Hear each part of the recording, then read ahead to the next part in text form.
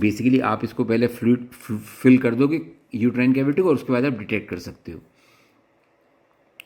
और smaller endometrial polyps can spontaneously resolve, but most persist such that once diagnosed, removal is indicated in order to alleviate bleeding, optimize fertility and exclude hyperplasia or cancer. क्योंकि ये pre malignant condition है.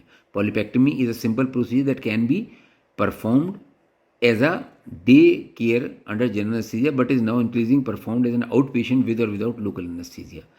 A hysteroscope is used to visualize the polyps and to allow the miniature instrument to be passed down its operating channel in order to remove the polyp with scissor, electrodes or morcellators.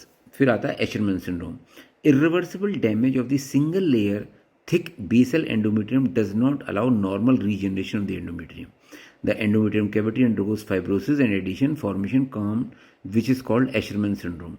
The result is reduced or absent menstrual shedding and subfertility. This usually occurs after pregnancy where there has been uterine infection, endometritis, or following overzealous curettage of the uterine cavity during surgical management of miscarriage or following secondary postpartum hemorrhage. In this soft uterine cavity, the myometrium, including the basal layer, can be inadvertently excavated while attempting to evacuate these retained products of conception using metal instruments or suction cannula. तो usually post surgically होती है.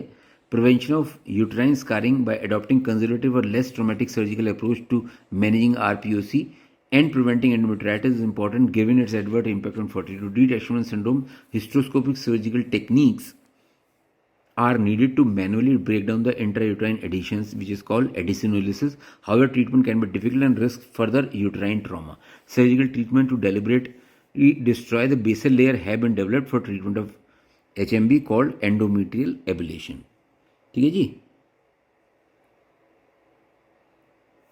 तो heavy menstrual bleeding अगर होगी तो आप endometrial ablation कर सकते हो. अब आते हैं बिनाइन लीजन्स मायोमेट्रियम की. बहुत बहुत इंपॉर्टेंट है, जिसको यूट्राइन फाइब्रॉइड्स बोलते हैं, और दूसरी होती है adenomyosis.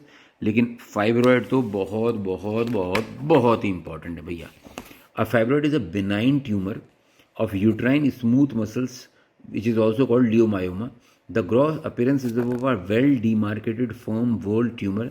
They are highly prevalent, being found in approximately 40% of women overall, and they are more common in nulliparous and obese women and in those with family history or of African descent. They are usually multiple and can subsequently increase the size of the uterus. Fibroids are classified according to their location in relation to the uterine wall. Uncommonly, fibroids can arise separately from the uterus, especially in the adjacent broad leg